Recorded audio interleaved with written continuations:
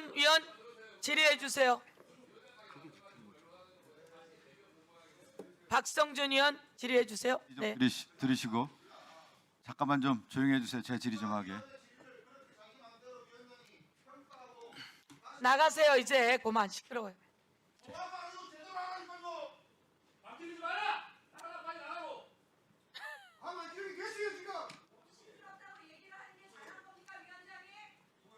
나가면서 계속 이야기하는 게 그러면 질의 좀 합시다. 질의 좀 합시다. 그만하세요. 자, 아니 나가면서 제 질의 좀 합시다. 나가냐고요. 제 질의 좀 합시다. 제 질의 좀 합시다. 나가면서 소리 지르지 말고 그냥 제 질의 좀 합시다. 자 제 질의 좀 합시다. 질의하세요. 뭐라고 해야 되나요? 뭐라고 해야 되나? 막이라고 해야 되나요? 뭐라고 해야 되나요? 가림막. 비공개? 가림막. 그 계신 국가정보원 주재관님 나와 계시죠? 잠시 후에 제가 질의하지 아직 안 해요. 좀 마이크 미리 세팅 좀 해달라고 좀 준비 좀 해주시고요. 그 가림막에 김영수 증인도 좀 준비 좀 해주십시오. 예, 시간이 될지 모르겠는데 좀 해보겠습니다. 먼저 제가 노은채 전 국정원 기조실장께 질의 좀 할게요. 네. 제가 준비한 영상이 있는데 영상을 먼저 보도록 하겠습니다. 영상을 먼저 보도록 하죠. 민간기업 쌍방울의 불법 대북 송금 사건이 문재인 정권 차원의 대북 뇌물 상납 공작으로 번져가고 있습니다. 문재인 청와대와 국정원의 주선 혹은 방조 없이 우리 민간기업 쌍방울과 민간단체 아태협이 북한 공작 총책 김영철에게 뇌물을 상납하는 일이 가능합니까? 쌍방울이 2018년 말 2019년 1월에 건넨 돈이 2018년에 남북 정상회담 개최에 대한 대가로 사후 지급된 것은 아닙니까? 문재인 정권 차원의 대북 뇌물 상납 사건으로 번져가고 있는 이 스캔들을 검찰은 반드시 발본색원해야 합니다. 네, 노은채 전 기조실장님. 네. 그 정진석 국민의힘 비대위원장이 이 쌍방울 대북 송금 사건과 관련해서 문재인 정권 차원의 대북 뇌물 스캔들이다 이렇게 규정을 하고 있어요. 네. 혹시 이 뉴스는 들어보셨어요?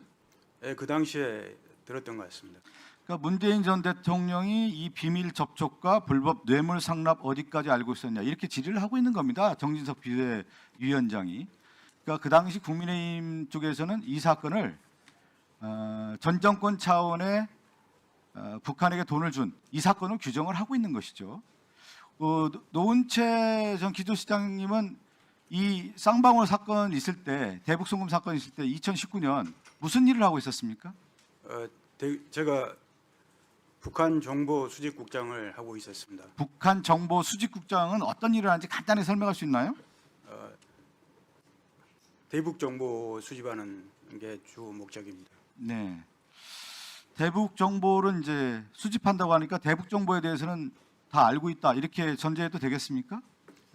대부분을 다 제가 총괄했던 거로 총괄했습니다. 네. 이제 이화영 전 부지사 재판 기록을 보면 2018년 당시 국정원은 김정은의 최측근 외교안보 책사인 김성애의 속마음을 듣기 위해 안부수를 활용했다 이렇게 나와 있거든요. 네. 이게 무슨입니까? 안부수를 활용했다라는 게?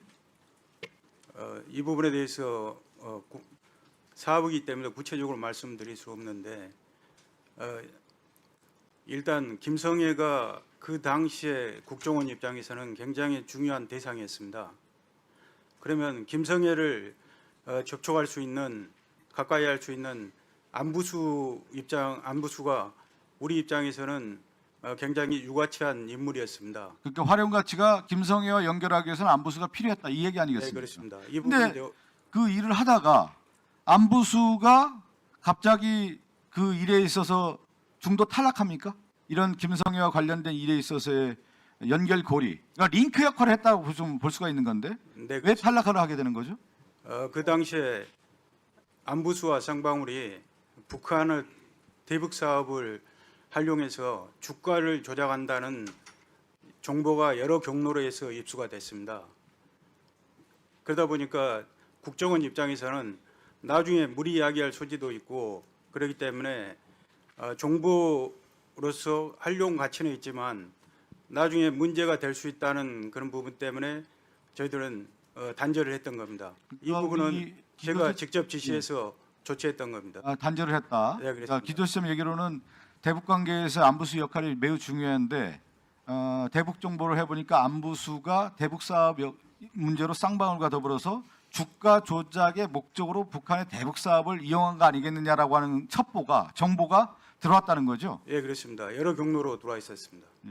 근데 지금 보면 아까 그 정진석 비대위원장이 2022년 11월에 이 얘기를 분명히 하잖아요. 이 사건은 북한의 문재인 정부와 연결돼 있는 사건이라고 규정을 하지 않습니까? 이 부분에 대해서는 어떤 생각을 갖고 계세요? 그 당시에 예, 위원님, 잠시만요. 예, 가림막에 있는 분이 얘기해 주실래요?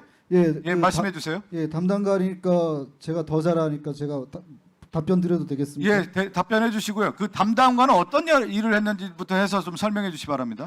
제가 그 안부수 씨의 협조를 받아서 그 일을 직접 했던 담당관이고 2019년 2월 1일자 비밀 보고서를 작성한 그 담당관입니다. 네. 그리고 위원님께서 질의하신 그 부분은 전혀 관련이 없고 순수하게 그 국정원의 고유의 업무 측면에서 안부수 씨의 협조를 얻고 그렇게 접근을 했던 그 사안입니다. 그래서 다시 말씀드리면 정진석 당시 비대위원장님의 그 말씀은 사실과 완전히 배치된다는 말씀을 드리겠습니다. 네. 그러니까 지금 그 주재관님 말씀 들어보면 국정원에서 조사했을 때 이것이 쌍방울의 대북 사업을 이용해서 주가 조작이라고 하는 것이 명확하게 드러났다는 거 아니에요? 네, 그렇죠? 그렇습니다. 예. 예. 그 제 보고서에도 나와 있지만 1월 24일 날 주가가 82% 뛴 사실이 있고요. 그 시기에 이제 1월 중순에 쌍방울과 북한의 박명철 쪽에 접촉이 있었고 또 이제 당시 그 김영기 전 통일부 차관이 영입이 되는 그런 대북 소스가 이제 언론에 이제 보도가 됩니다. 그러면서 주가가 많이 뛰었습니다. 예, 사실 이건 알겠습니다. 인위적인 부양으로 봐야 됩니다. 그러니까 뭐냐면요. 우리 기조시장님 제가 연결고리를 좀 하나 말씀드릴게요.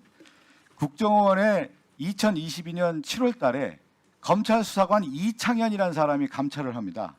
감찰 기획 보고서를 내는데 쌍방울과 경기도는 상관관계가 없다라고 하는 거예요. 예? 대북 네. 이 문제에 대해 상관관계가 없다라고 하는 부분을 명확하게 연관성을 확인하지 못했다는 보고서를 냈단 말이죠. 근데 지금 정진석은 뭐냐면 이 구도를 그린 거예요. 이 쌍방울 대북 송금 사건은 문재인 정권의 이 상납이라고 하는 부분을 정치적 규정을 하고 여기에 대해서 정치적 전선을 쳤는데 실질적으로 국정원에서는 조사를 해보니까 경기도와 쌍방울은 이미 없었다라고 하는 게 이미 확인이 되는 가장 결정적인 자료가 나온 거예요. 근데 이게 어떻게 넘어가냐? 2023년으로 넘어가면서 실질적으로 국정원이 개입해요. 그러니까 유도윤이라고 하는 검사가 다시 파견이 돼서 수원지검과 연결이 됩니다. 이건 제가 2차적으로 질문할 텐데 그러니까 실질적으로 이 내용에 대한 주가 조작에 대한 부분이 수원지검에서도 이 모든 내용을 알고 있어요. 알고 있는데 이것을 다 덮었다는 겁니다. 그러니까 여기에 대해서 우리 국정원 지도시장이 실질적으로 당시에 이 정보를 다 받아서 의사결정을 한 걸 알겠습니다. 그에 설명할 수 있으면 설명해 주세요. 네네. 그 당시에는 3중 제재 사항이었습니다. 유엔의 대북 제재, 그리고 미국의 행정 조치, 그리고 524 조치가 있는 사항이었습니다. 이런 3중 제재 하에서 북한의 지원이나 송금하는 그런 부분들이 국정원 차원에서 굉장히 촘촘히 봤던 부분이고 미국과 국제사회에서도 이 부분을 주시하고 있는 사항이었습니다. 그러면 국가 차원에서도 북한에 지원하는 그 부분들이 굉장히 어려운 사항이었고 불가능한 사항이었는데 경기도 차원에서 송금을 대납을 한다고 하는 그런 부분들이 현실적으로 가능할지 이 부분에 대해서도 저희들은 거의 불가능하다고 봅니다. 그리고 이제 2022년과 2023년도에 쌍방울을 둘러싼 여러 가지 풍문이랄까, 언론 보도, 그리고 검찰의 수사에 대해서 저 입장에서도 굉장히 좀 우려하는 입장이 같습니다.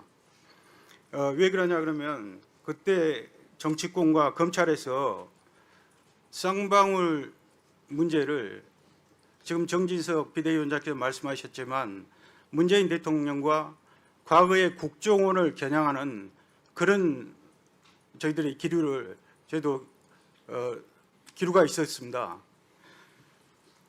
그런데 차츰 시간이 경과하면서 검찰의 수사 타겟이 어떻게 보면 문재인 전 대통령과 국정원에서 이재명 지사로 바뀌는 흐름이 있었습니다. 그때 저도 2022년과 3년도에 이런 부분에 대해서 예의주시하고 있었기 때문에 그때 그런 사항들이 기억이 납니다. 네.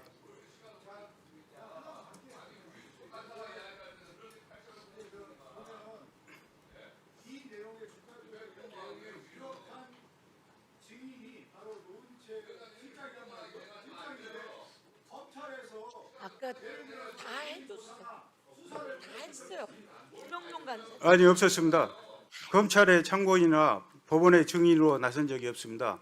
제가 그 당시에는 북한 정보 수집을 총괄하는 부서장이었기 때문에 안부수에 대한 그런 부분이나 이 부분에 대해서 누구보다 정통한 그런 사람이었는데 그 당시에 저를 뭐 참고인이나 법원의 증인으로 부르지 않아서 그 당시에는 저도 상당히 의아한 사항이었습니다.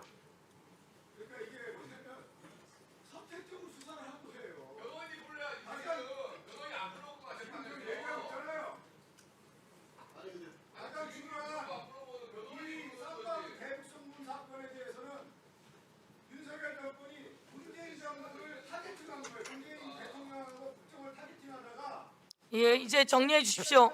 이재명 후보를 타겟팅하는 쪽으로 돌아섰고 가장 그 연결에 있어서의 중요한 증인이 노은채 전 국정원 기조실장인데 검찰에서는 이 얘기를 안 들은 거예요. 그러니까 이거 완전 조작 기소하는 쪽으로 방향을 잡아서 이렇게까지 온 것이죠. 예, 수고하셨습니다. 예. 박상훈 주인이 오해 갔습니다. 네. 주소 자료도 오해 내고 갖다 질의를 해야 되는데 박상훈 주인이 그냥 보내서 어떻게 하면 확인된 건지 박상웅 중위는 어떻게 됐습니까? 박상웅 중위는